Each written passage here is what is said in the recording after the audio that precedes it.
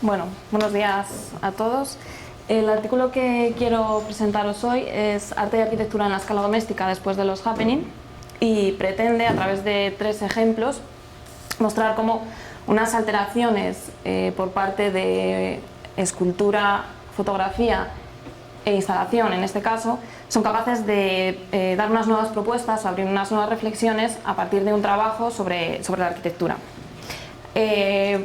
Por otro lado, este artículo forma parte de la tesis homónima Arte y arquitectura después de los happening, dirigida por Maite Muñoz, aquí en la Escuela de Arquitectura, y que, para situaros un poco temporalmente, toma como partida 2 programas, que son americanos, de finales de los 60, principios de los 70, y que promueven la colaboración entre artistas, arquitectos e ingenieros.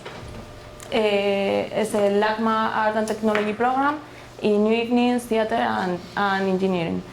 Y bueno, por mencionar rápidamente 2 casos, está Robert Irwin y James Taggle, que diseñaron el prototipo de una cámara anecoica, que desde un campo del arte ya hacían un tratamiento arquitectónico y funcional, y Steve Paxton, que proponía un nuevo teatro en el que no había división entre espectador y bailarín, para así originar nuevas salidas también arquitectónicas.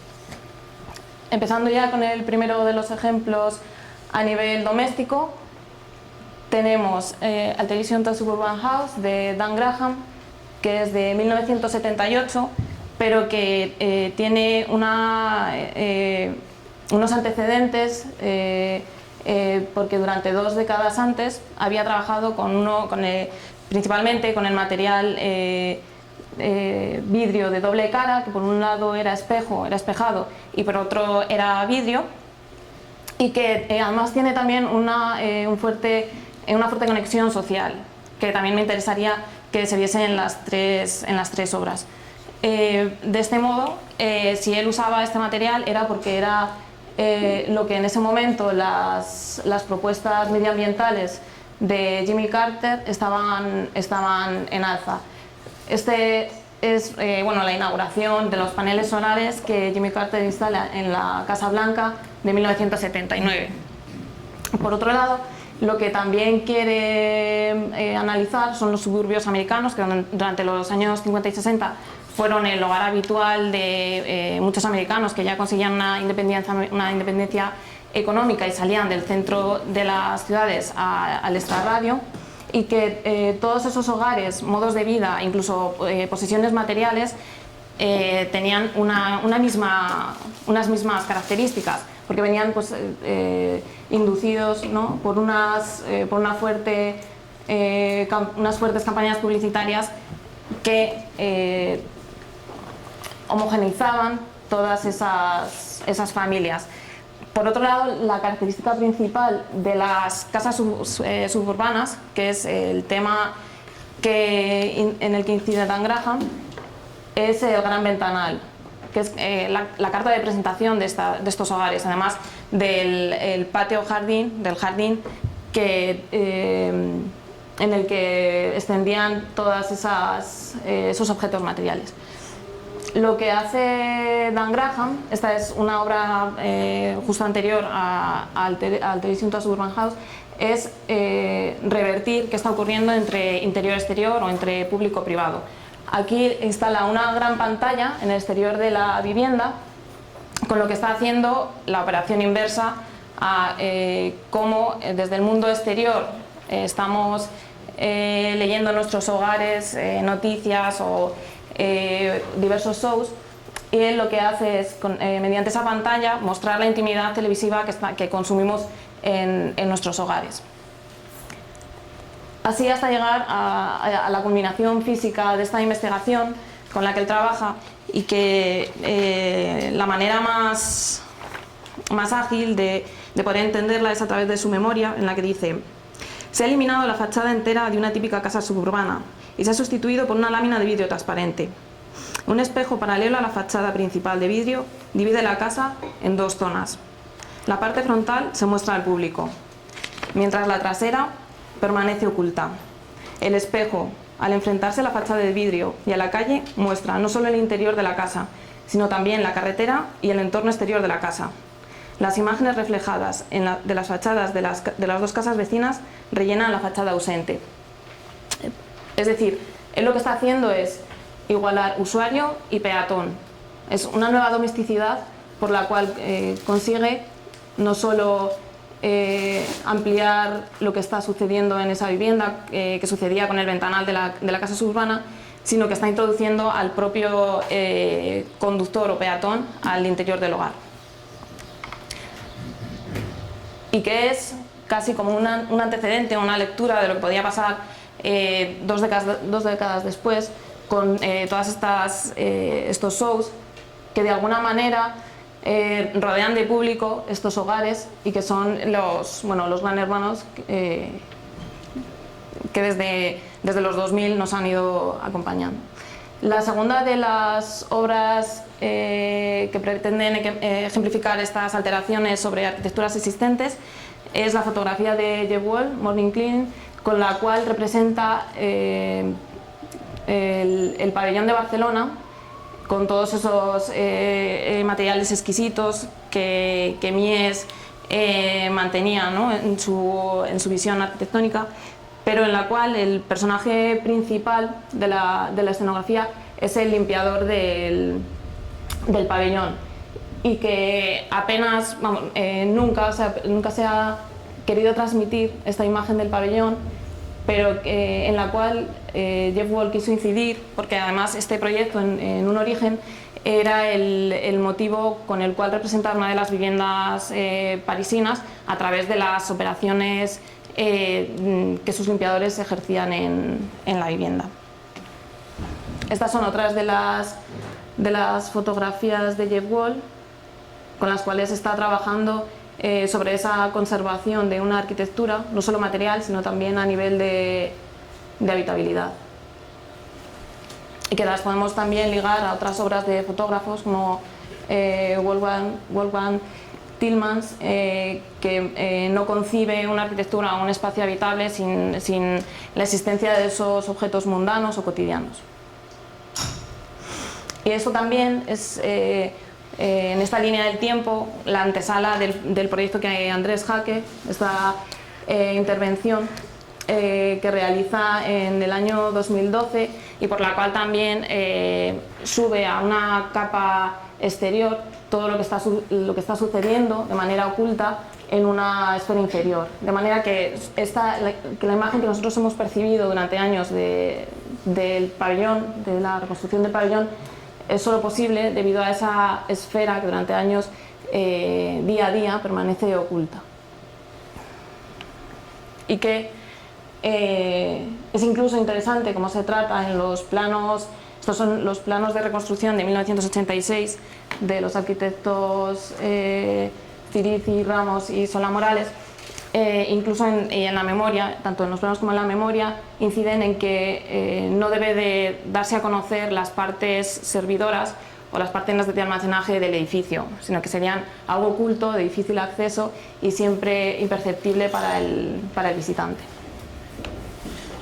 La tercera de las obras es de Luc, que como veis están todas ellas separadas por 1 o 2 décadas, pero siempre mantienen unos mismos orígenes de partida. De Luc fue el encargo que se hizo a Diller Scofidio para el diseño de 10 prendas, pero ellos además querían hacer una reflexión.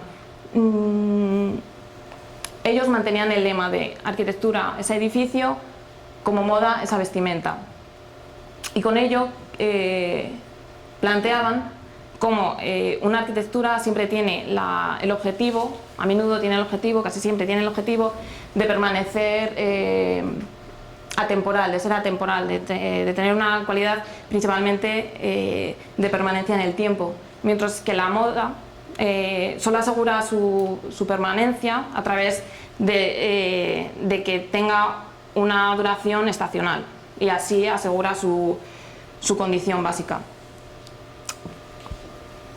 A su vez, este trabajo de Diller Scofidio tiene unas referencias claras de las fotografías de Julius Shulman, en las que siempre las fotografías que toma de California, de estas glass house, son en un ámbito del día a día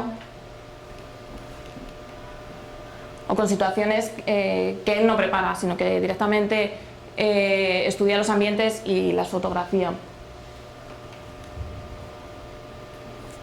Es así como las 10 prendas que está diseñando Diller Scofidio necesitan un escenario, y es ahí donde propone la Glass House.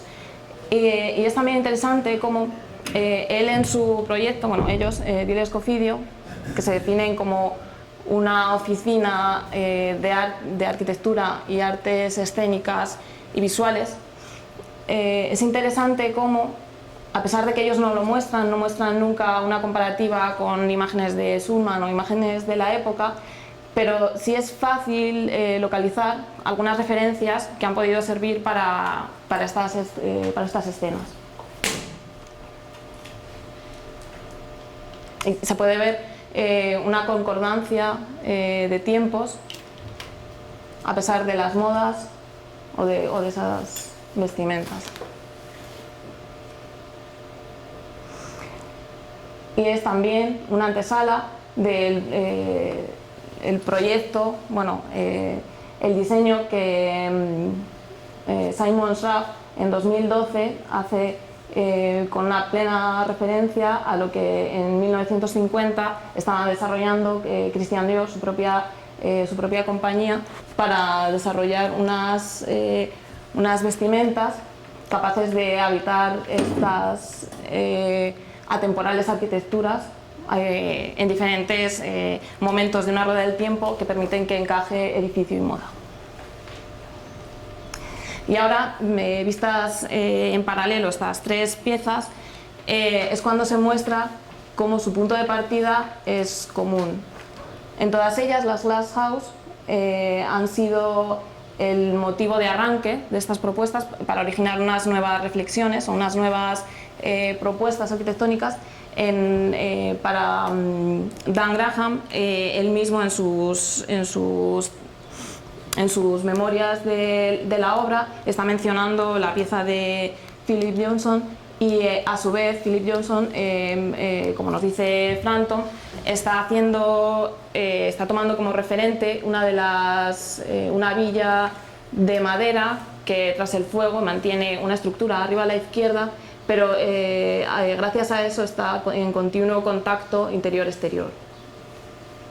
En el caso de la fotografía de Jeff Wall, su referente es esa situación de querer ocultar unas situaciones reales de espacios servidores que no concuerdan con la visión arquitectónica que se pretende dar, y en el tercero de los casos su referente es esas imágenes de unas arquitecturas atemporales que son capaces de ser habitadas a lo largo del tiempo. Y a su vez es interesante ver cómo tienen unas consecuencias, cómo son capaces de en su momento dar unos atisbos de que puede pasar décadas después. En el primero de los casos, con esa entrada en el espacio íntimo para llevarlo al exterior, Jeff Wall y Andrés Hake, de cómo es necesaria o cómo podría ser posible o cómo deberíamos de estudiar esa inevitable existencia de zonas, de objetos de limpieza, de objetos para la conservación de un edificio, y en el tercero de los casos de cómo compaginar o cómo estudiar esa atemporalidad del edificio con ese continuo cambio del usuario dentro de él.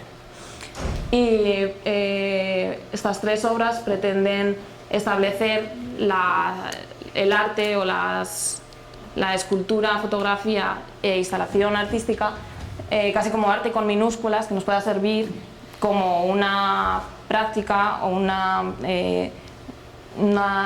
ejercicio con el cual promover nuevas soluciones o unas reflexiones nuevas con una global transversalidad entre arquitectura y arte en este caso.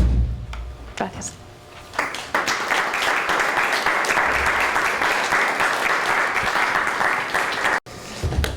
Bueno, buenos días y me voy a agradecer a los organizadores del Congreso la invitación a presentar la ponencia, que trata de presentar el caso concreto de Delirious New York como ejemplo de cómo el pensamiento arquitectónico, lejos de moverse en la autonomía que en muchas ocasiones reclama, toma como referentes estratégicos y metodológicos disciplinas externas a la arquitectura, como son en este caso la crítica literaria y el comisariado artístico.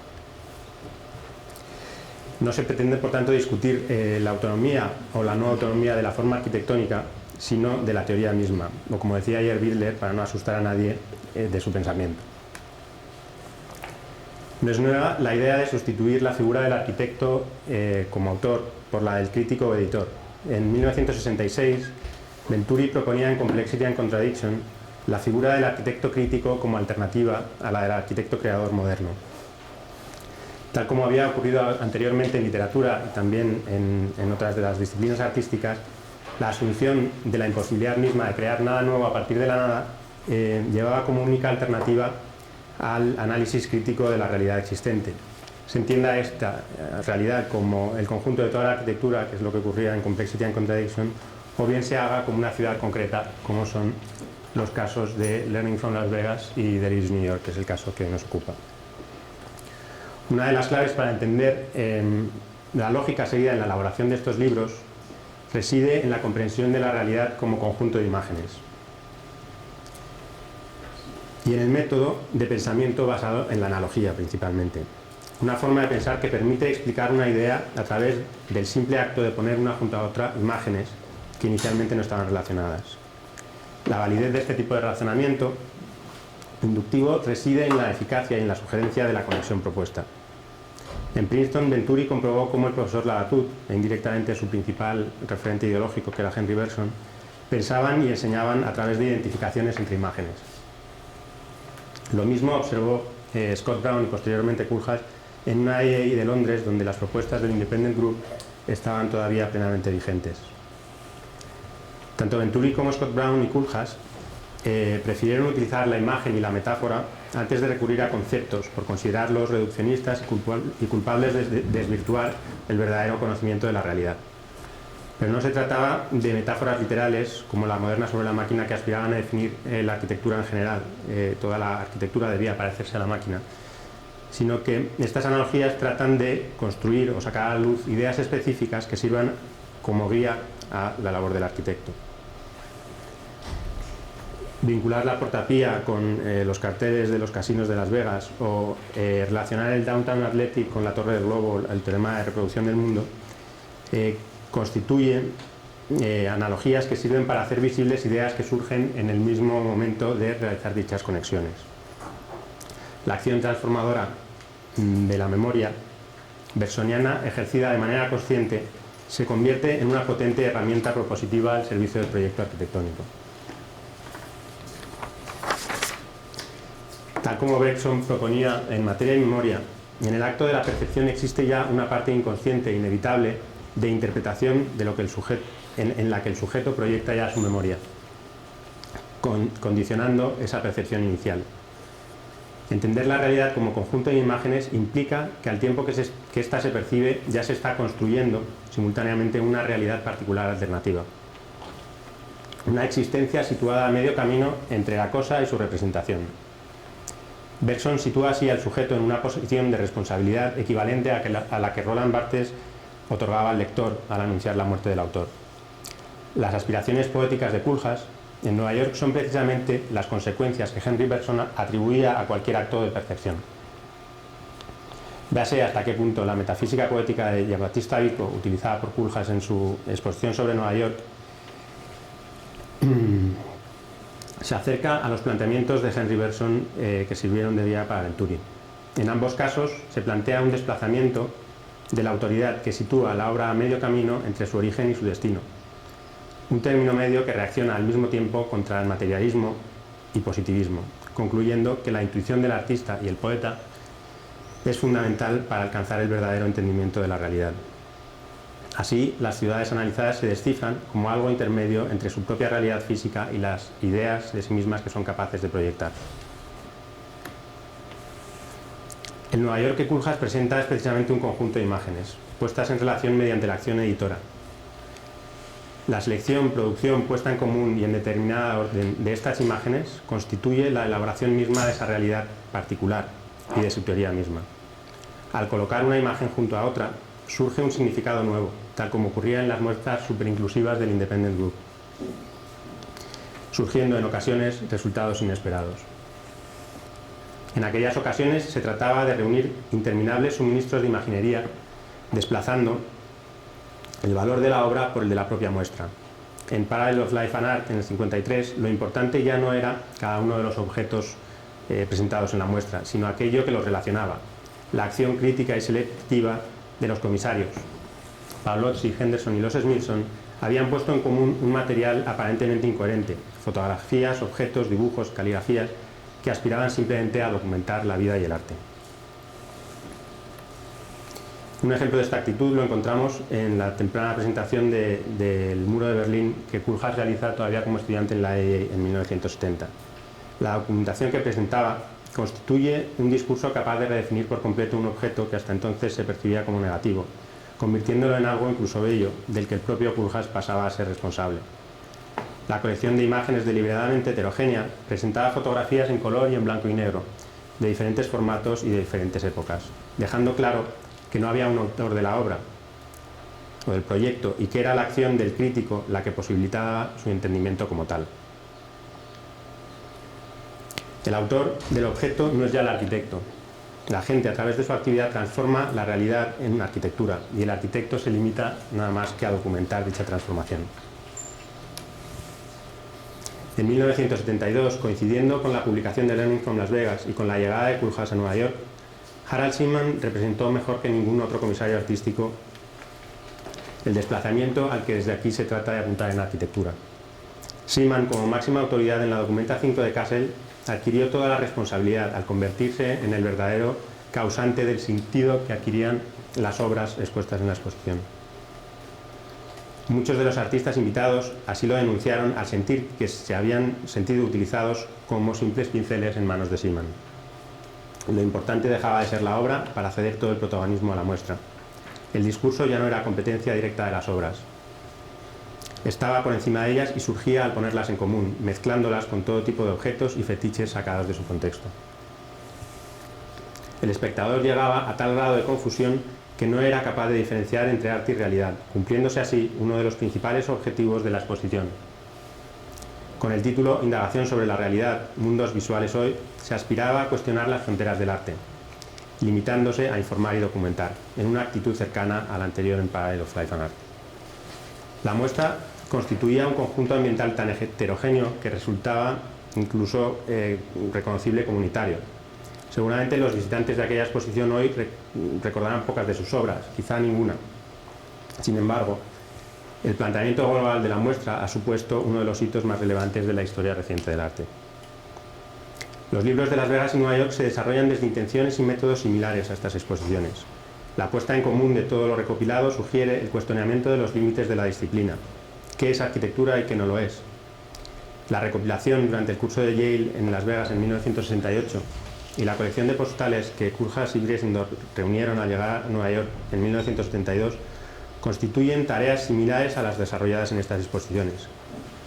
Ambos libros son producto de métodos de edición en los que requiere una gran recopilación de material previo sobre el que luego trabajar, ordenándolo y encontrando el lugar que cada elemento ocupa en el discurso. Al relacionar el pato de Long Island con los carteles de Las Vegas o el Downtown Athletic con la Torre del Globo,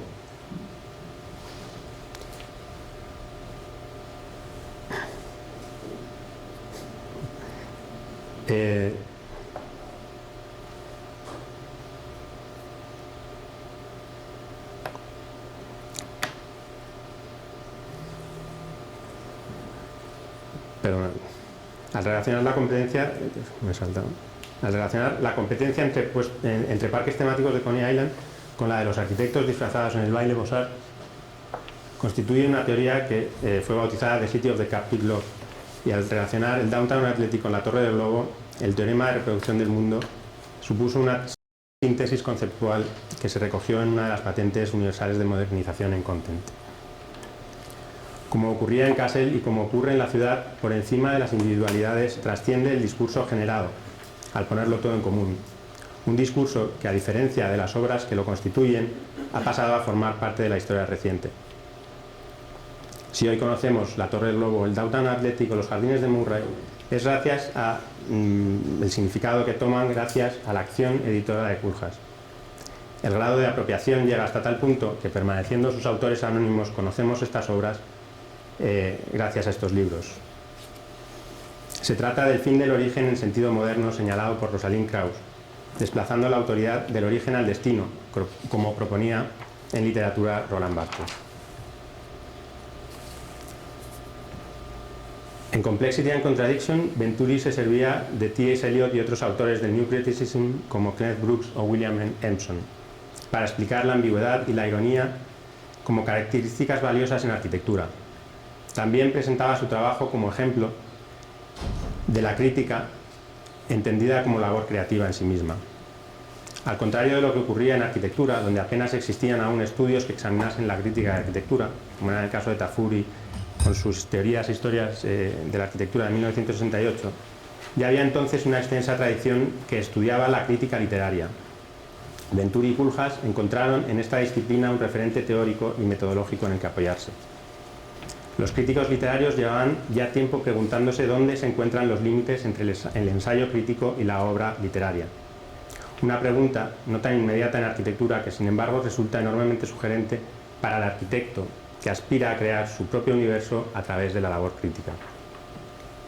Tanto el New Criticism americano, en el que se apoya Venturi, como la Nouvelle Critique francesa, en la que se fijaría posteriormente Koolhaas, centraron gran parte de su discurso en torno a esta cuestión.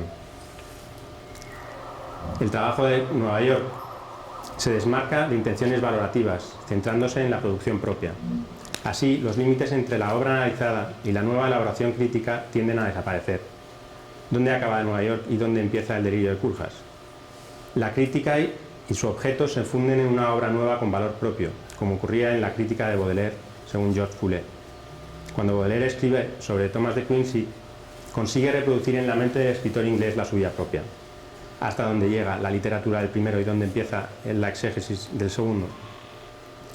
Gracias al pensamiento analógico, Baudelaire logra ponerse en el lugar del otro. Esta idea de identificación entre el crítico y la obra que analiza supone un entendimiento de la realidad que solo puede explicarse desde dentro. El crítico está obligado a recorrer el mismo camino seguido por la conciencia que trata de desentrañar. La duplicación de la mente del autor en la del crítico implica necesariamente la fusión de sus respectivos lenguajes en uno solo.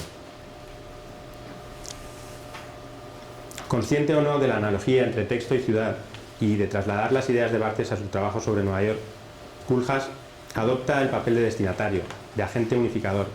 Como lector, se erige en lugar donde se recoge toda la multiplicidad de la ciudad y de la cultura, en la causa última de su unidad. La retroactividad en Delirious New York funciona de manera análoga a la inversión propuesta por Barthes en relación a la unidad del texto. Esta ya no está en su origen, sino en su destino. La noción de autor constituye la esencia de la individualización. La ciudad es el objeto que mejor representa la multiplicidad de las ideas y de la cultura frente a dicha individualización. La ciudad, referencia recurrente de la posmodernidad, se propone como alternativa al edificio entendido como objeto autónomo. El origen de la ciudad se desvanece, desaparece por inabarcable. La autoridad se desplaza al destino y el crítico o editor de la ciudad pasa a ser el responsable de su unidad y de su significado.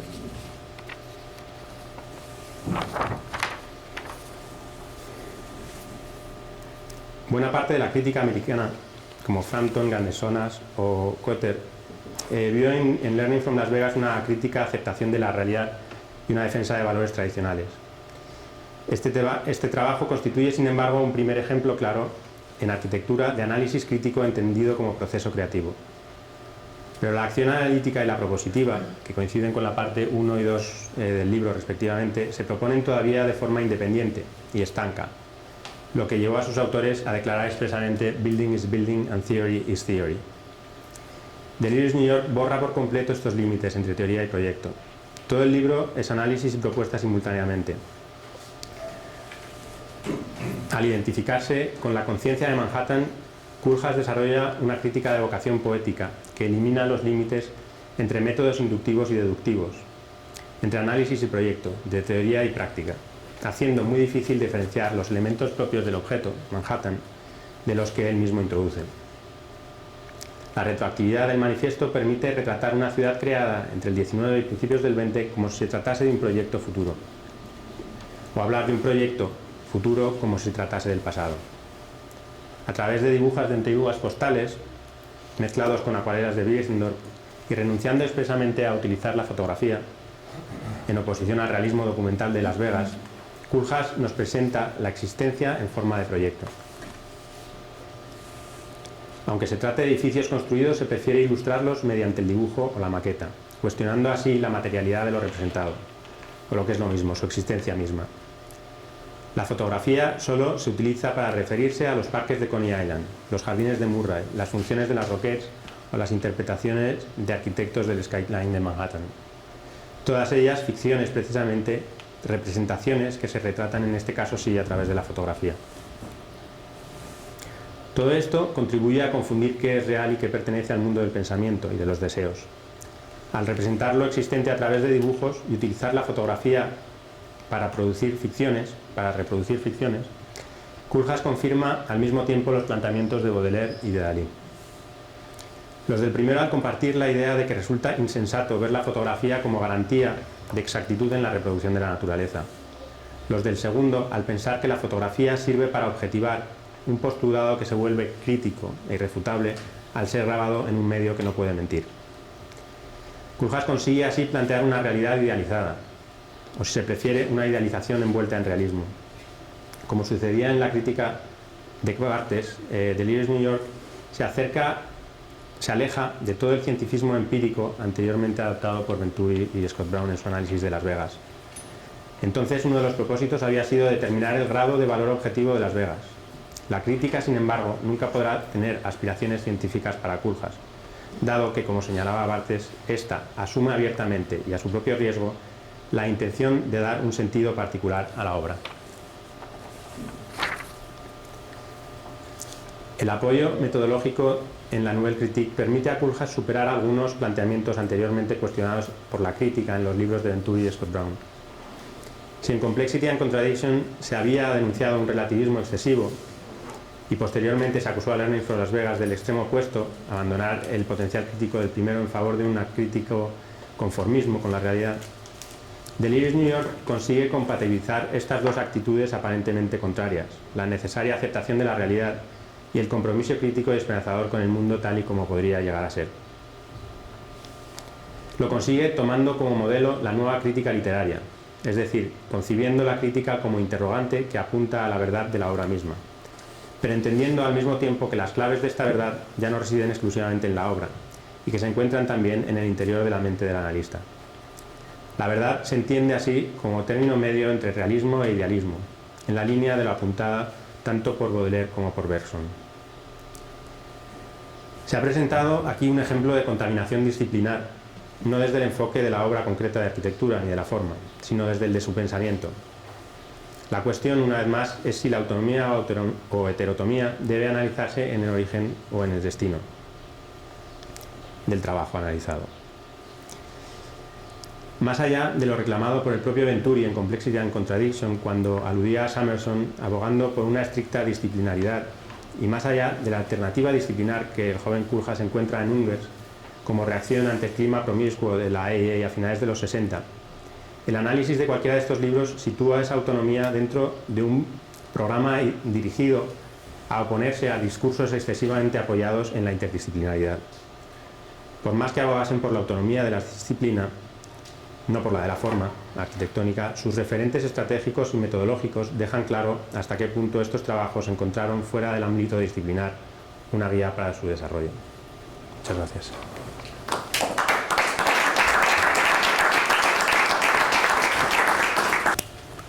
Se responde a la dinámica compleja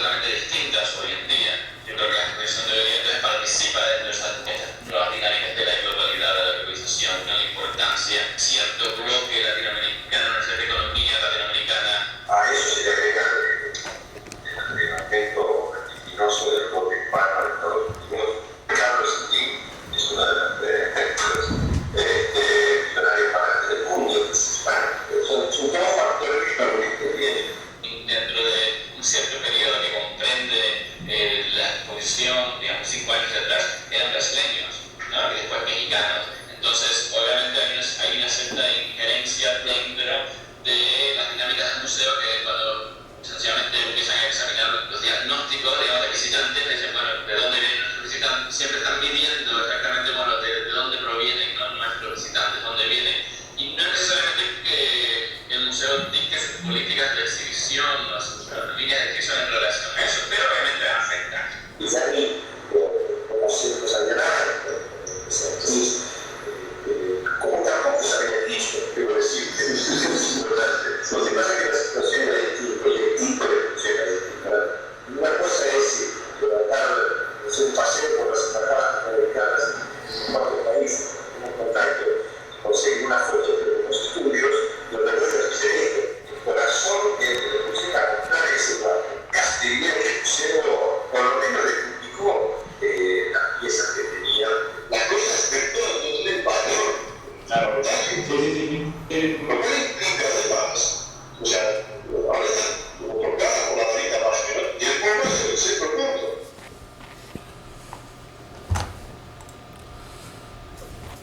Espera un poquito.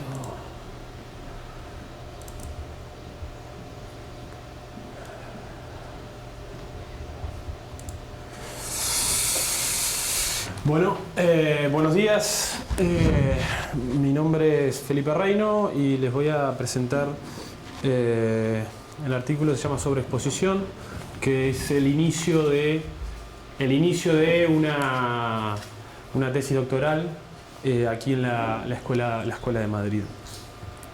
Este vídeo forma parte de unas entrevistas que le realizamos a los comisarios de la exposición realizada el año pasado sobre arquitectura latinoamericana, y en realidad son fragmentos, un resumen, un esquema resumen que muestra algunas de las frases más interesantes que pudimos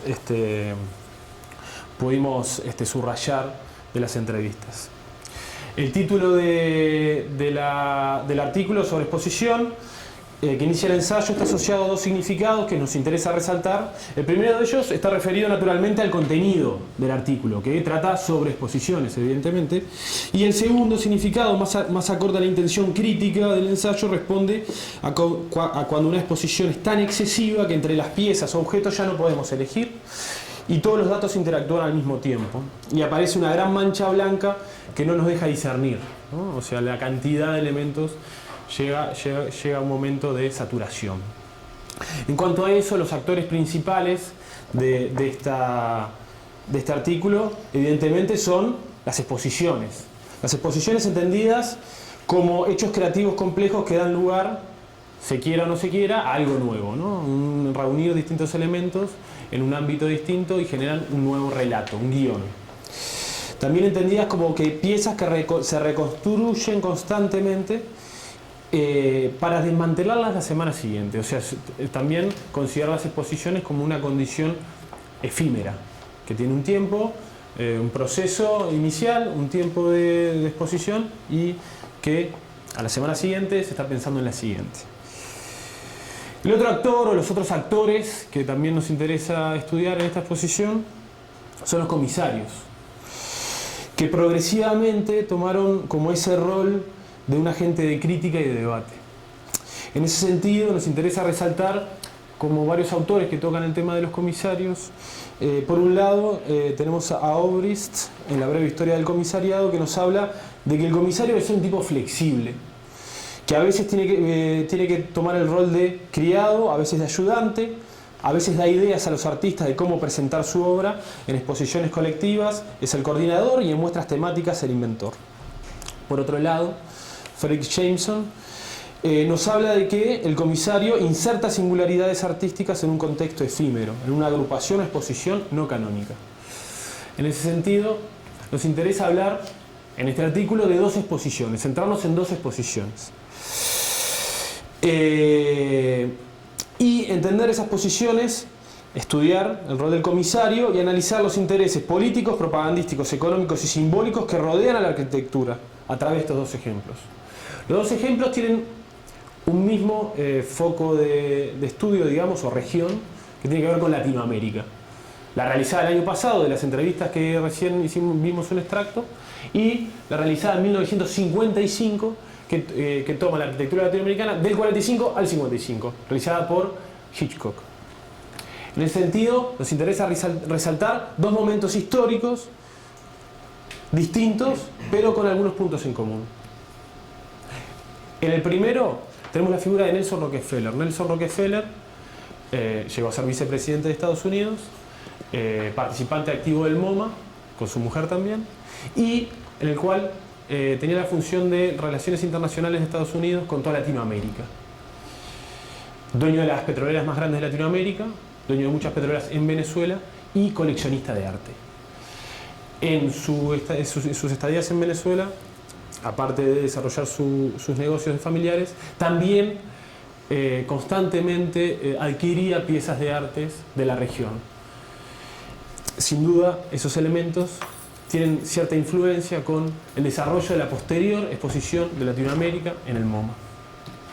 Diametralmente opuesto, o sea, diametralmente opuesto no, me corrijo, o sea, 60 años después, el MoMA vuelve a tratar Latinoamérica, en un contexto político que también tiene que ver con una abertura de vínculos entre lo que es Estados Unidos y Latinoamérica, ejemplificado en las relaciones que se establecieron entre Cuba y Estados Unidos y la última visita de Obama a Cuba el 22 de marzo del 2016.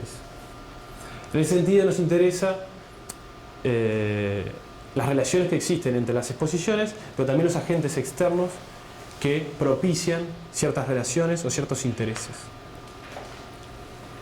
El otro actor en este artículo tiene que ver, es evidentemente el MoMA, que en ese sentido nos interesa entenderlo como un museo que en varias ocasiones generó exposiciones, debates y discusiones que tienen que ver, por ejemplo, con si la arquitectura moderna es un estilo o no es un estilo, si existen vínculos entre la arquitectura y la filosofía, o si se puede reinterpretar el concepto de arquitectura bella. Los temas arquitectónicos los conocemos en gran medida gracias a que el MoMA los colocó en el centro de la discusión arquitectónica internacional. Haciendo como un resumen del artículo, nos interesa destacar 5 estrategias que se desarrollaron en esta última exposición, la del año pasado. 5 formas, 5 estrategias, 5 tácticas que se desarrollaron el año pasado. Una que tiene que ver con la política, otra que tiene que ver con el criterio, otra que tiene que ver con las etiquetas, la cantidad y el original. En esta última exposición, el MoMA decide, luego de 60 años, realizar una exposición dedicada a Latinoamérica. Y no encuentra mejor manera de realizarla que invitando a varios comisarios de la región.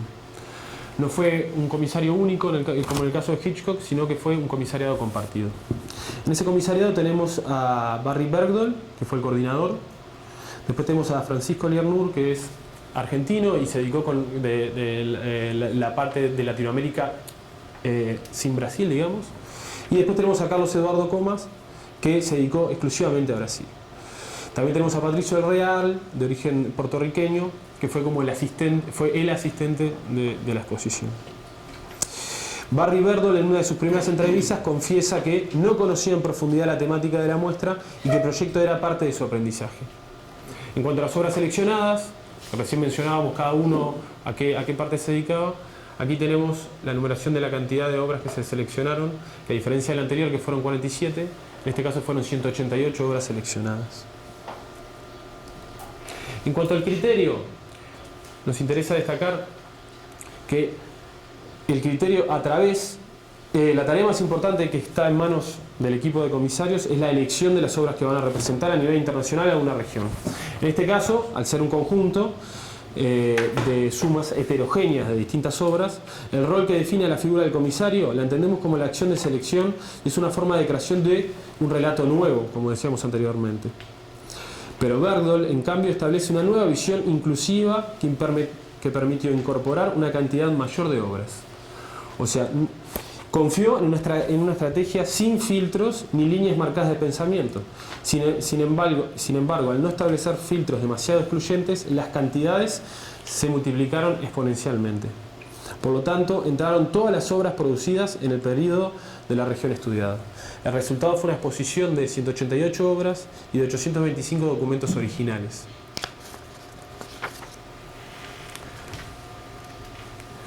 La otra consecuencia que produjo la falta de filtros es una insostenible argumentación de pertenencia o no de cada uno de los objetos. Esto ocasionó una reacción inmediata a favor de los arquitectos que no estuvieron expuestos, los arquitectos olvidados.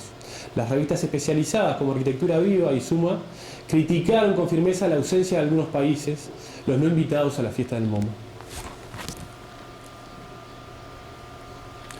En cuanto a las etiquetas, al ser un comisariado compartido, cada uno tomó un tema, una temática, y en realidad después en el catálogo la juntaron en una unidad de libro catálogo, digamos. El caso de estudio de la exposición no fue creada con una única etiqueta, sino que se inventaron 3 distintas, respondiendo naturalmente a la cantidad de comisarios de la muestra. 3 visiones distintas de un mismo objeto de estudio. La primera, del brasilero, más formalista, desde un punto de vista posicionado en la descripción arquitectónica de las 2 escuelas brasileñas, la carioca y la paulista, estableciendo una relación entre las obras realizadas y cada una de las escuelas, sacando como caso particular o especial el tema de Brasilia, ¿no? Que fue un tema que lo trató aparte. La segunda etiqueta, desarrollada por el comisario argentino Francisco Liarnur, monta un discurso en torno al desarrollismo y sus diversas interpretaciones, una visión política de la arquitectura. Y por último, con ese rol de conciliador entre política y las formas arquitectónicas, aparece el comisario principal, Barry Bergdoll, quien brinda una mirada externa a la disciplina desde la historia del arte. Esta distancia disciplinar le permite unificar las visiones heterogéneas tanto de los comisarios como de las obras presentadas. Y establece relaciones forzosas entre ejemplos emblemáticos europeos con los seleccionados para la exposición de arquitectura latinoamericana.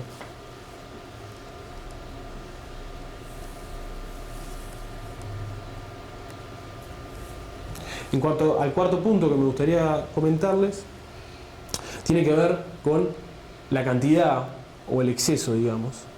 Es un marco teórico con las piezas seleccionadas, el comité junto al equipo de comisarios se une para crear un espacio expositivo. Esto tiene que ver más que nada con la espacialidad, o sea, el espacio que se generó a partir de la exposición. En cuanto a la espacialidad, el espacio expositivo se dividió con cada uno de los temas que tenían en 8 subsalas, con cada uno de los temas que tenía cada uno de los comisarios, focalizando las energías en la manera en que el espectador va a experimentar la exhibición. Se estructuró, como decía anteriormente, en 8 salas temáticas específicas. Pero existió una sala, que es, bueno, la sala que está por ahí, a ver cómo es esta, aquí. Existió esta sala de aquí. Estas se dividieron en distintas subsalas dependiendo Brasilia, Utopía, etcétera, en cada uno de los temas que trataban cada uno de los comisarios. Pero existió una sala, que es esta grande de aquí, en el cual se colocaban todas las obras, o sea, la mayoría de las obras seleccionadas. El exceso de información termina distrayendo la atención a la cantidad de la producción, pero quizás en menor medida a la calidad individual de la arquitectura. El espacio no establece las ideas claras de la exposición, sino que termina llenando el espacio con un exceso de información y formatos de representación. Estas son las fotografías de la sala que hablábamos anteriormente. En cuanto al último punto que me gustaría resaltar, y ya en breve termino, tiene que ver con el original o también, como lo llamo yo, el especulador. La ausencia de idea fue suplida por la incorporación de un filtro que tiene que ver con el tipo de pieza.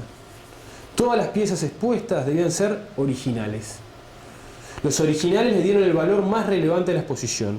Vale destacar que fue ahí donde se concentraron las energías. Clasificación que en muchos casos no excluyó, pero sí incluyó a muchas obras por sus fantásticos dibujos o sus fantásticos croquis.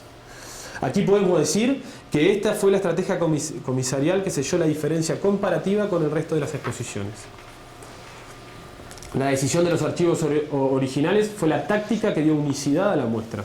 Es una forma de salirse de los estándares convencionales de representación arquitectónica, generando una muestra sin precedentes, como decía Barry Berdol. En las entrevistas previas a Berdol nos dice, enunció en unas entrevistas previas, que no quería imágenes que se puedan encontrar en Internet. Por este motivo su estrategia fue mostrar elementos únicos y repetibles.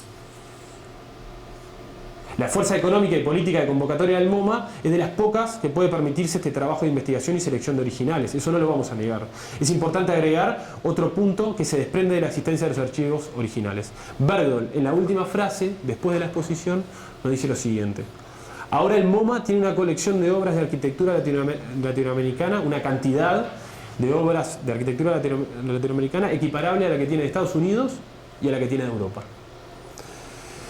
Al final del análisis, para concluir un poco el análisis, estas son algunas de las obras originales que se expusieron.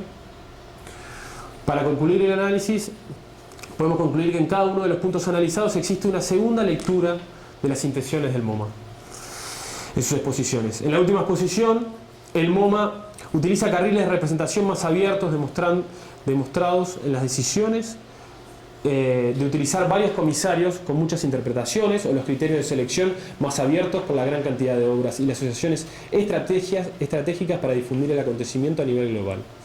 Nuevas estrategias de persuasión del MoMA que reflejan algunas ideas de la contemporaneidad arquitectónica. En los distintos puntos de análisis, los 5 puntos que intenté hacerle como un resumen mínimo, existe un interés repetido por ser el centro de atención de la cultura del arte y arquitectura. La repercusión de los hechos sucedidos en la exposición y en los medios de comunicación son tan o más importantes que los contenidos. Sin embargo, estas herramientas de persuasión nunca hay que considerarlas como negativas. Por el contrario, ayudan a que la exposición se comunique con el mundo entero. A diferencia o semejanza con otras exposiciones que el MoMA ha organizado de arquitectura a lo largo del siglo XX, en este caso viene a ser una respuesta a una política cultural de apertura de Estados Unidos. A su vez viene a ser el reconocimiento de una arquitectura emergente que se está manifestando a través de múltiples medios de difusión que el MoMA recoge rápidamente. Esta institución, el MoMA, aprovecha la oportunidad y le da un empuje a la arquitectura latinoamericana, pero dándole la vuelta a esa idea y tomando el protagonismo en el montaje de la historia de las exposiciones de arquitectura. Gracias.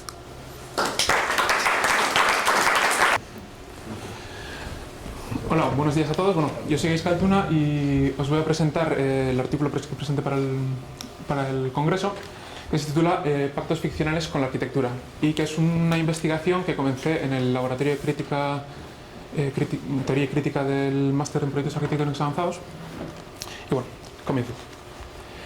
Antes de, quería empezar la exposición, la ponencia, contando un mito, ¿no? El mito de Medusa, ¿no?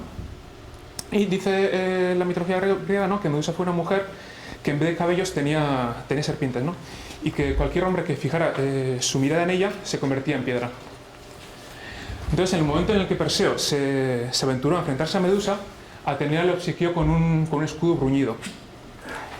Y Perseo hizo uso de ese escudo para poder observar a Medusa a través de su reflejo y de esta manera evitar ser petrificado.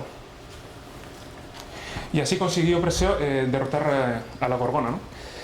Y bueno, este mito es usado por la filósofa María Zambrano para ilustrar la idea de que a veces es necesario abordar ciertas áreas del conocimiento desde un medio distinto para de alguna manera librarse de los sentires concomitantes de la visión. Entonces, a través de esa idea yo me propuse ver qué tipo de nueva lectura podía ofrecerme investigar la arquitectura a través de los videojuegos. Los videojuegos siempre han tenido, al principio los videojuegos tuvieron como una fama bastante mala, ¿no? Eran considerados como juegos para niños o para adolescentes marginales. Pero en los últimos años, sobre todo en los últimos 15-10 años, esa fama ha cambiado, ¿no? Y podemos decir que se han convertido en un producto en un producto cultural. Vamos, hasta que incluso el MoMA ha llegado a comprar videojuegos, ¿no? Como si fueran obras de arte, ¿no? Aparte de la gran cantidad de población que hace uso de los videojuegos como experiencia lúdica. Y bueno, el hecho de que los videojuegos sean parte de nuestra cultura, ¿no? Resulta interesante, ¿no? Ya que el filósofo Robert Caillois, en su libro Los juegos y los hombres, dice que los juegos son el reflejo de la sociedad en las que se juegan. Reflejan un montón de aspectos distintos, ¿no? Desde los ritos, las liturgias, las normas que rigen esas sociedades. Entonces, esto me resulta interesante, ¿no? Ya que los videojuegos en los videojuegos por primera vez se construyen unos espacios arquitectónicos con gran complejidad que están construidos solo para que sean jugados, ¿no? Solamente con un fin lúdico. Entonces, siguiendo la definición de Robert Caillois del juego, ¿no? Analicé los espacios arquitectónicos de los videojuegos. Entonces, según Robert Caillois, todo juego debe tener estas 6 características, ¿no? Que por una parte debe ser libre, debe estar separado, debe ser incierto, físico, improductivo y reglamentado.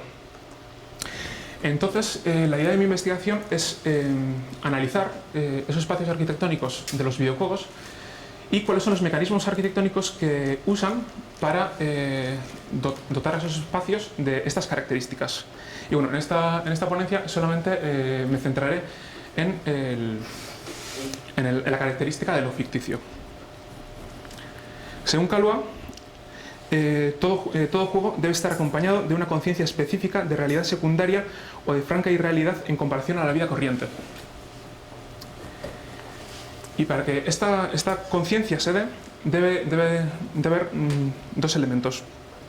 Por una parte, debe estar el receptor de esa ficción y por otra parte, la herramienta que va a proponer dicha ficción.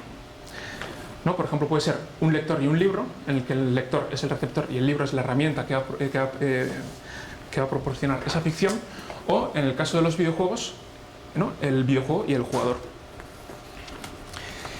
Y entonces el receptor, de alguna manera, realiza un pacto ficcional con esa herramienta de ficción, ¿no? Y aunque el receptor sea consciente de que lo que esa herramienta le está proponiendo no es real, por un momento fingirá que sí lo es para poder disfrutar de ella. Y cuando este pacto ficcional se realiza, hay un montón de cuestiones, ¿no? que se dan por hecho y que pasan desaparecidas, ¿no? Por ejemplo, este plano que veis aquí es el plano de una comisaría de policía del videojuego Resident Evil 2. Y a todas las personas que yo he llegado a preguntarles a todas las personas que les he llegado a preguntar, ninguno que han jugado este juego, ninguno se percató en su día, cuando jugó este juego, de que en toda la comisaría no hay ningún mayo. Pero aunque ese pacto nos permita pasar por alto ciertas cosas, es necesario que haya cierta cohesión en esa ficción que propone la herramienta para no romper dicho pacto. Entonces, como no es posible definir esas ficciones de manera completamente, deben ser definidas a través de unos marcos pragmáticos ya conocidos por el receptor o mutaciones de este marco pragmático, ¿no? Por ejemplo, en la imagen se ven, en la diapositiva se ven 3 imágenes, ¿no? Y las 3 pertenecen a la estación central de Nueva York. El primero es el real, el que todo el mundo conoce.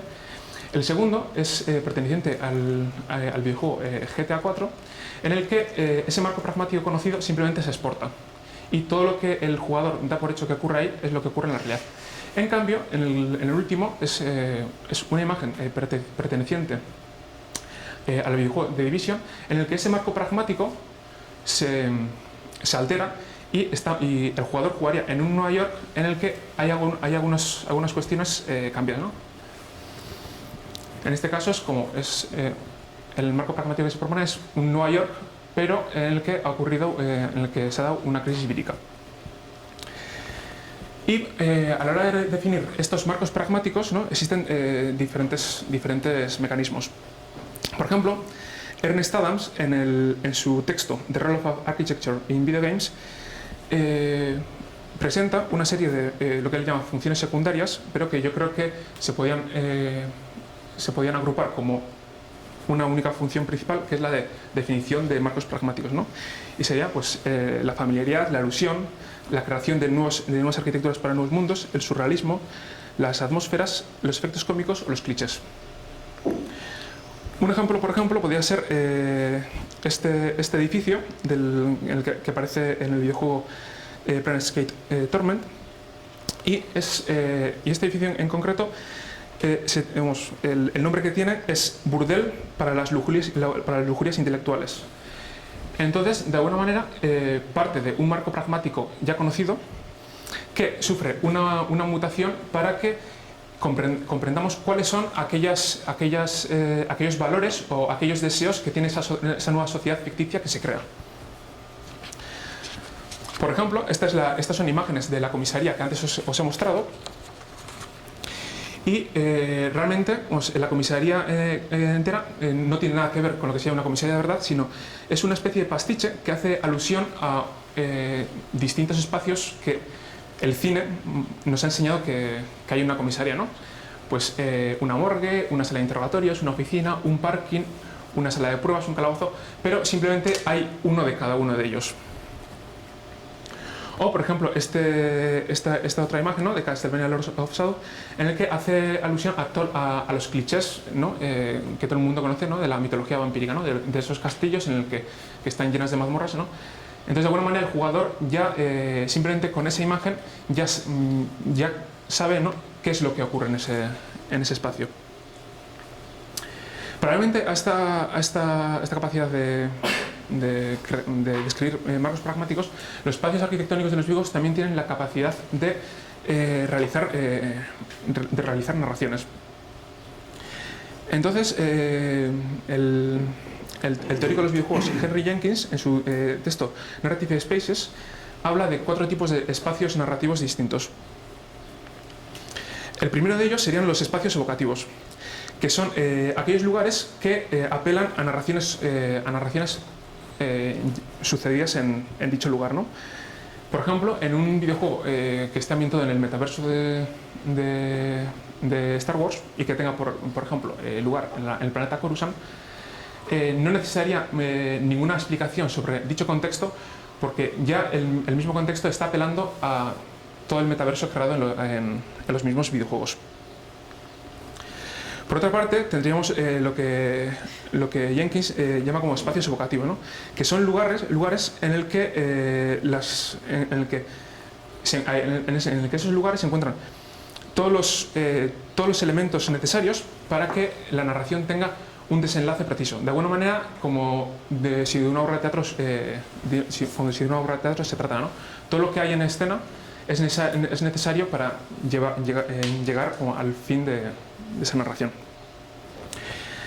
Y bueno, aquí, el ejemplo que muestro ahí es el viejo Monkey Island, ¿no? Pero esto también tiene ciertos matices, ¿no? Por ejemplo, el viejo GTA San Andreas, ¿no? Tenemos una ciudad completa en la que podéis ver el mapa, en el que tenemos cierta libertad para performar en esa ciudad.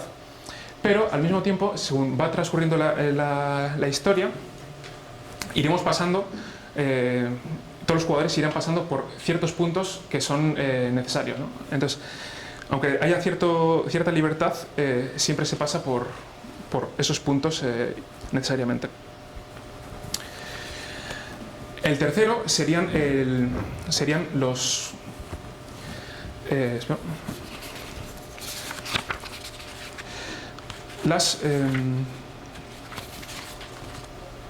los espacios con narrativas integradas, que serían aquellos espacios que dan ciertas pistas sobre lo que en esos lugares ha ocurrido, ¿no?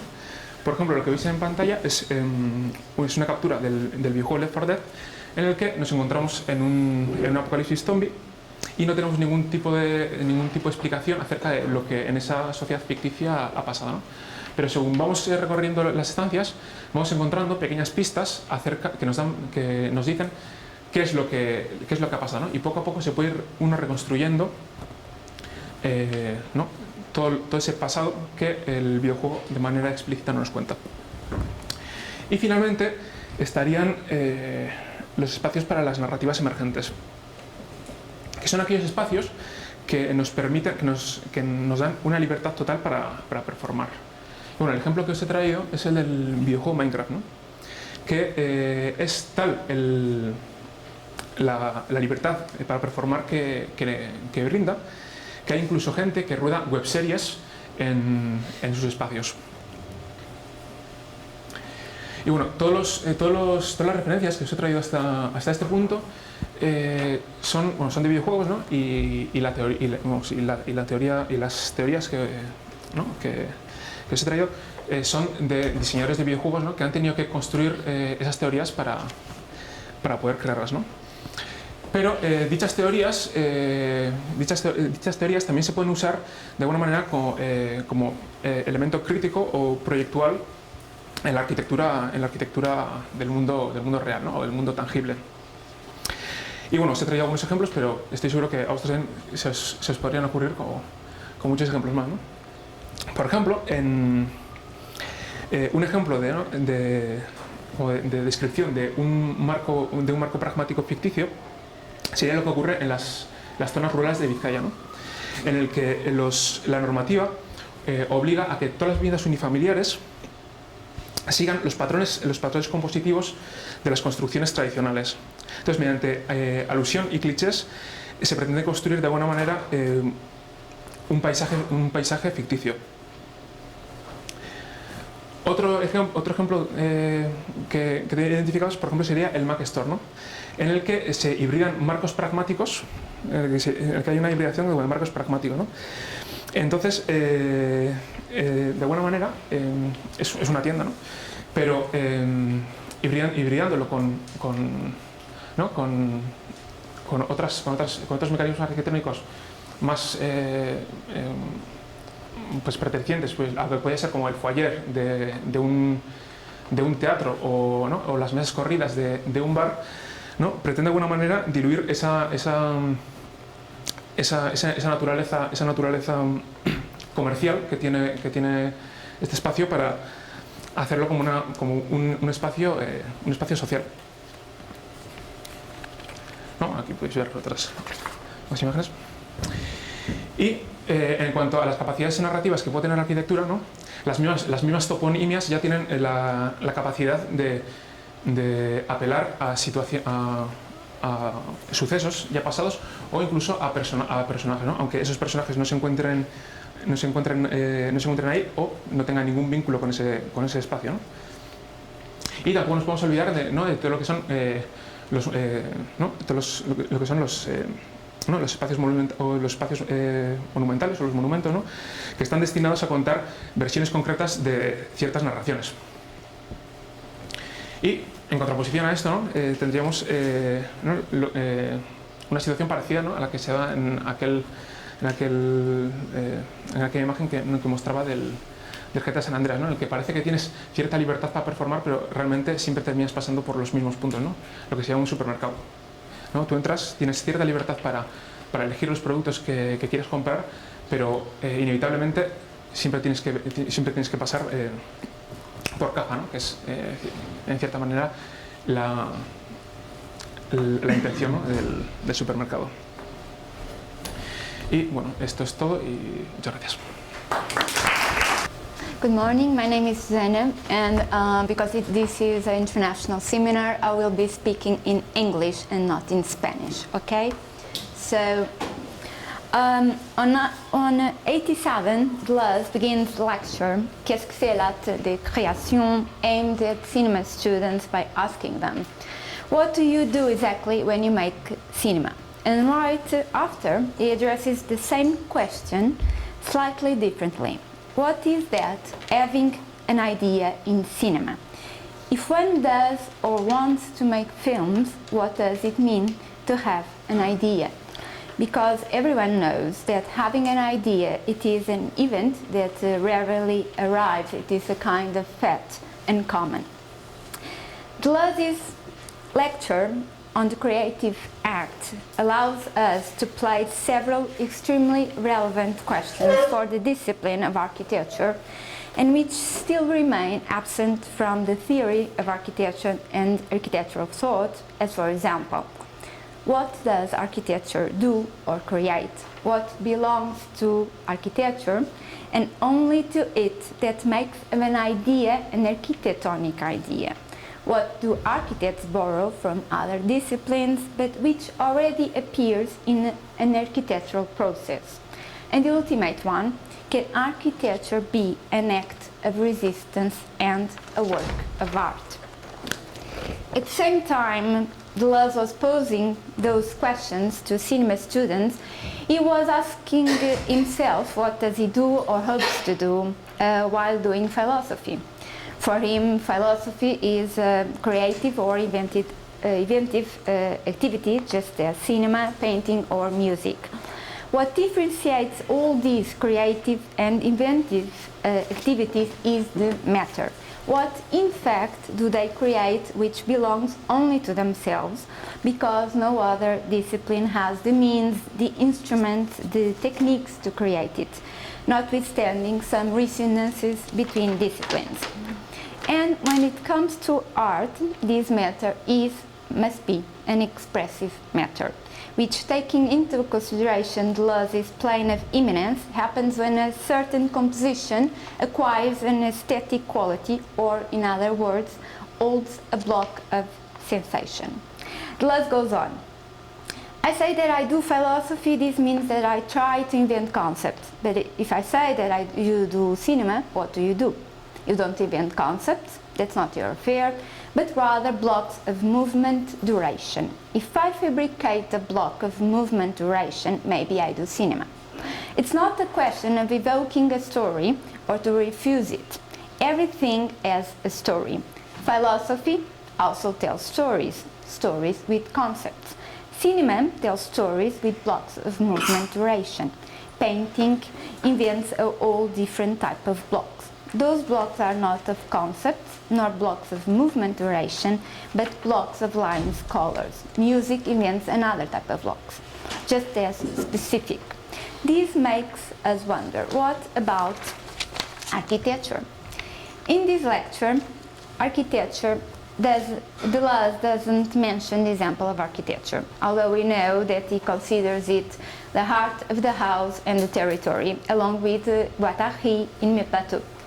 And later in Qu'est-ce que c'est la philosophie, the authors return to this definition, explaining that architecture is the first of all arts, as art begins with the animal that transforms or metamorphoses the elements that it finds in its natural environment into matters of expression, giving the example of the brown stage maker. I'm sorry, no.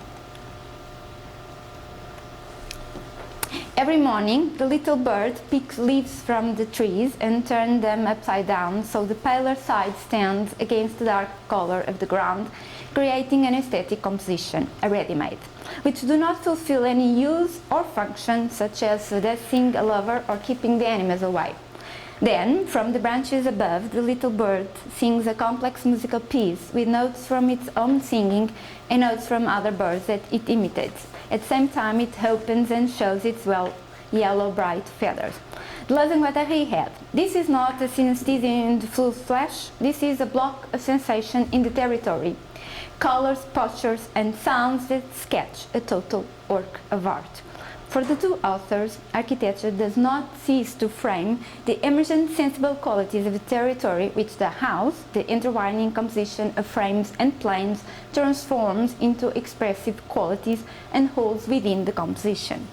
Returning to our question and following Deleuze and Guattari's later ideas on architecture, we may feel tempted to consider that architecture creates blocks of space or blocks of frames plane, and nonetheless, if we remember the Brown stage maker, with its singing, its choreography, its postures, its colors, its mise-en-scène, all these resemble our very position within space. More than blocks of space, architecture invents blocks of space body. When it creates endless combinations between space and body, just as the lines and colors on the canvas of a great painter. It is not the traditional idea of the architectural task to provide shelter to man, to create an envelope for the body and protect it from chaos. Certainly, this is the primary task of architecture, and yet, when we define architecture by what it seems to be irreducible to its inventive activity, we still need to ask, what space and body are these that are deployed, expose each other, and allow a plethora of works of architecture? Because we cannot forget what Deleuze points out, and it's also here in question, which is the expressive quality of the work of architecture and not its primary task or function. What makes the work of architecture a work of art? The sensations it composes and holds, and only by means of its proper expressive matter, or what belongs irreducible to itself, the infinite play of blocks of space body. And do we find the combination of these two elements, space and body, in any other art form? Besides each activity's specificity, there are what Deleuze calls the great encounters, giving the example of the encounter between Kurosawa and Dostoevsky that happens mainly through the latent urgency that moves the characters of both authors, already arrested to questions of life and death, with the certainty that even after these, there is yet another urgent problem which makes them deflect. In the end, if Kurosawa could adapt Dostoevsky, that's because he could say, I have a common affair with him. Each discipline actually proceeds with its proper means, or as Deleuze would say, through its own substance and codes. But there are what Deleuze and Guattari call interferences, when, for instance, and taking into consideration Deleuze's own philosophical work on cinema, the concepts of movement, image, and image time are invented by Deleuze after the work of great filmmakers. Deleuze is not doing cinema when he invents those concepts, but concepts crystallize and name in themselves the singularities and expressive qualities of a cinematographic image, movement, duration, or in other words, the cinematographic image becomes a philosophical concept when Deleuze's own plane of thought encounters a Godard or a Bresson film.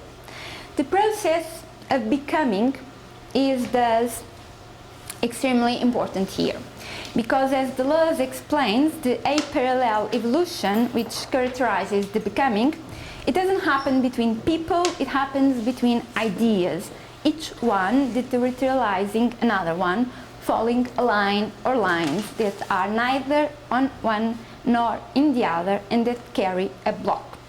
For instance, it is not the man who sings or paints, it is the man who becomes animal, but exactly at the same time that the animal becomes musical or pure color or line. Whenever architecture encounters a different discipline, we cannot talk in terms of comparison or metaphor, but trying to understand when an idea, for instance, in dance, becomes an architectonic idea. There is that moment when architecture had a common problem with dance that I would like to recover here. In the end of the 90s, Frédéric Flamin invites Diller Scofidio to work with him on a piece dedicated to Nijinsky's notebook's title Moving Target, which aimed to address the place between artistic creation and schizophrenia. For that time, Flamin was looking to step back from the body created by the theatre, an existent body as infinite plastic expression, being reduced to a collection of codified and established gestures. All it does is to sit down, get up, get out, and eventually to have a cup of coffee.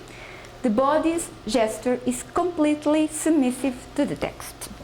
In opposition to this body, Flamin was trying to approach the memory body that he found in Grotowski's theatre.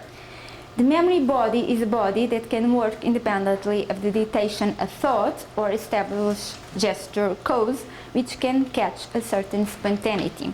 Memory is not nostalgia, but rather a possibility to combine different elements to create a new real.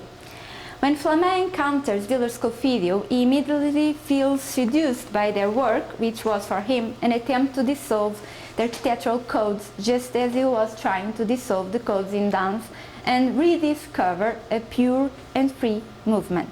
The body as the ultimate territory of freedom. As he refers, I felt touched by what they say about architecture. It is what happens between the skin of a man and another man's skin. Hence their interest by the body, their obsession for the body in architecture.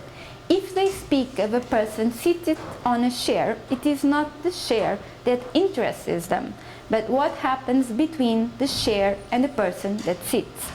The piece Moving Target confronted different artistic expressions, danced movement or dance, music, text and objects. But in this choreographic experimentation, the composed sensation resides in the interval where the relations between the object, the space and the dancer occur. As Flamin refers, the space may dance with the object and the dancer may remain immobile in that precise moment. The dancer may remain immobile while the space around him or her dances. Or in other words, the space that surrounds the dancer becomes a pure dancing movement.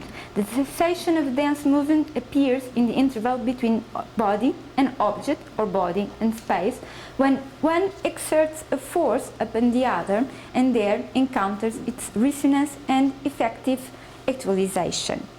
The sensation occupies all the space that arises between the body and the object.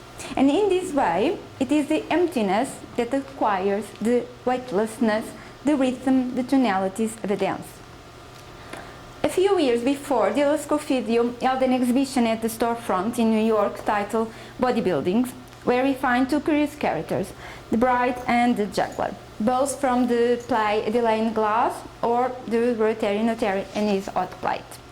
Both characters express architecturally the interval of space-body as defined by Diller-Scofidio between the skin of a body and the skin of another body. Each one of the characters holds a space defined by a mechanism that determines every movement of the character when this one is on the scene, anticipating the action itself, or we could say that the action is already contained in the mechanism.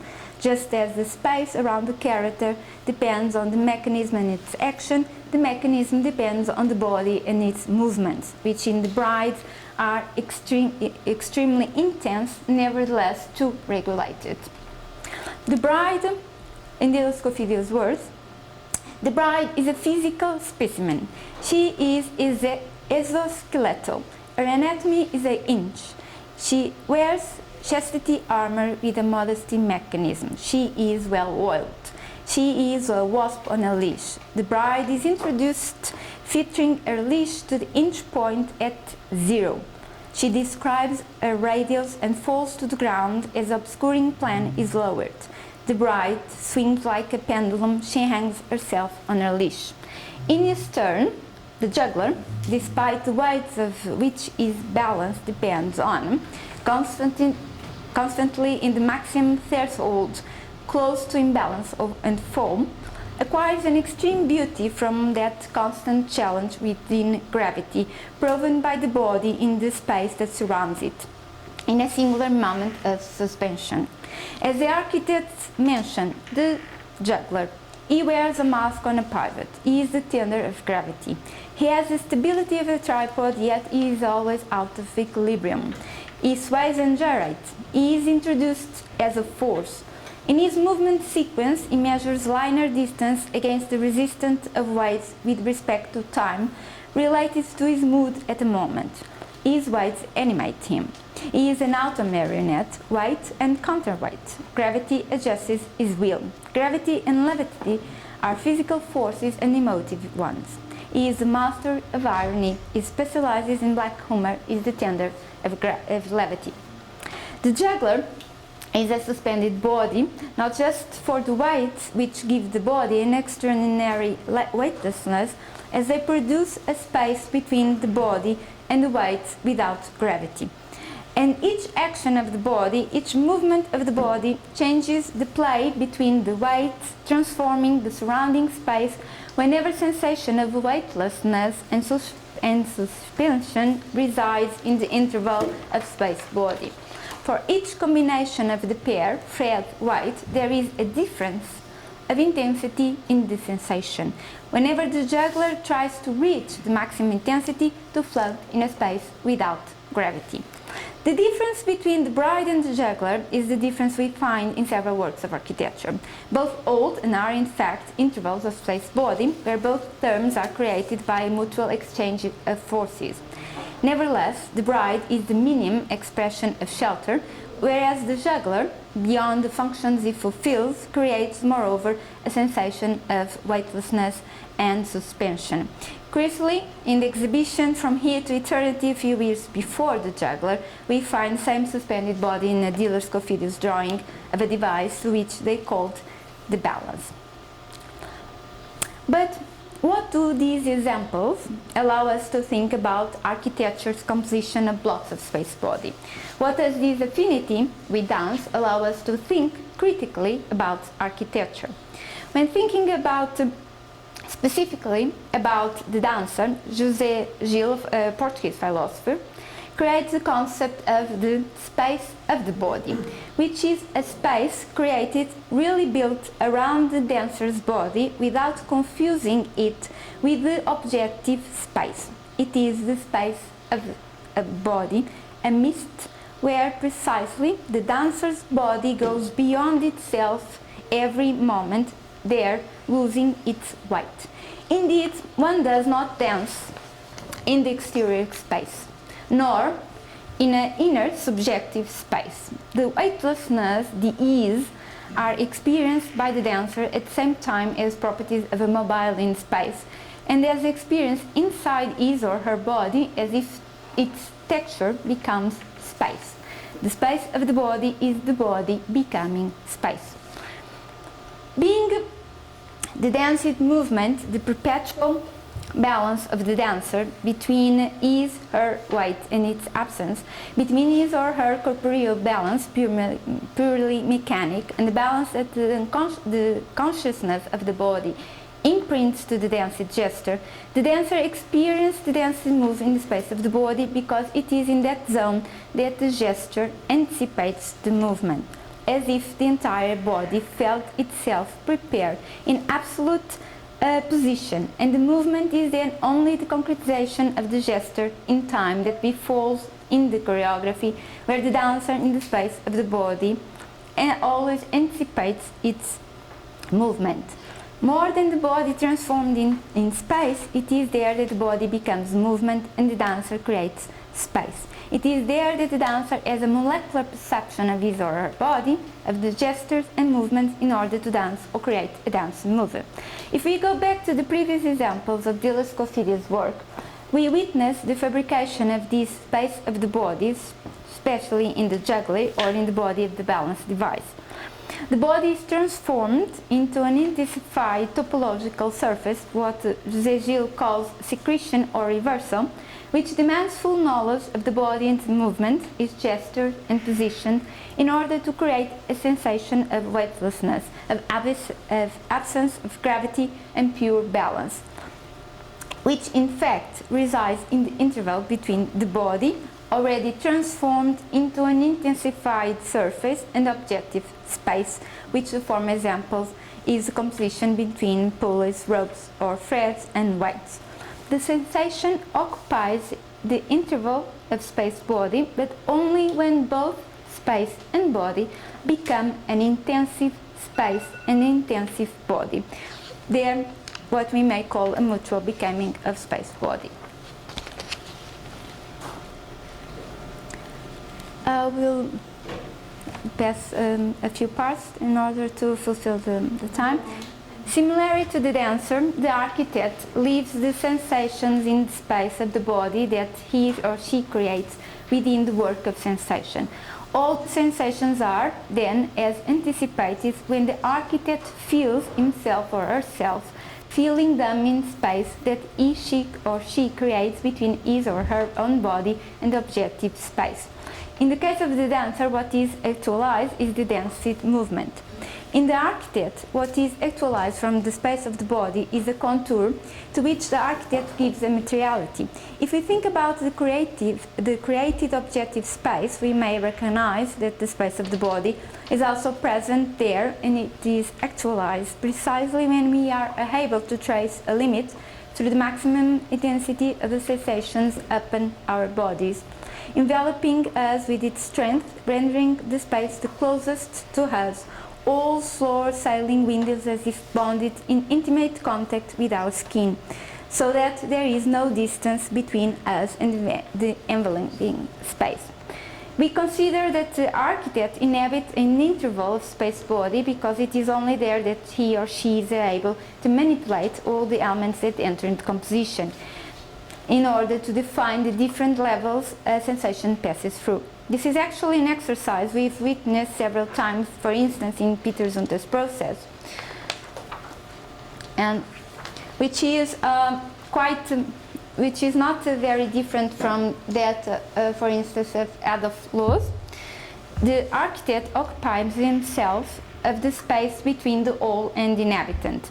But this space in Loos's works implies several intervals or successive membranes which the architect manipulates to create a pure sensation, which has a direct action upon the inhabitant's body, but because it is already imbued in its composition, the position of the body. It's a part, or let's say part of the code of the sensation. For example, the device window sofa was used numerous times by Loos. It's a singularity of this style, to the extent that this does not concern solely about the location of a sofa under a window, but a set of indivisible and unique elements which Loos skillfully manipulate to create sometimes a sensation of comfort, other times of discomfort, because the body stays in an unnatural movement, almost spasmodic, which are in fact inseparable from the body's position and postures, and these are extremely regulated and tempered through the composition of all other elements: the light, position of the window, its solar orientation, its dimensions, and the home plan, which we may consider an architectonic idea to recall Loos, by Loos, is itself an endless principle of composition of blocks of space-body, where the intertwining of the two, space and body, edifies sensation. It is always a space in between the wall and the inhabitant, and the result, the effect, as Loos called it, belongs to the mutual becoming.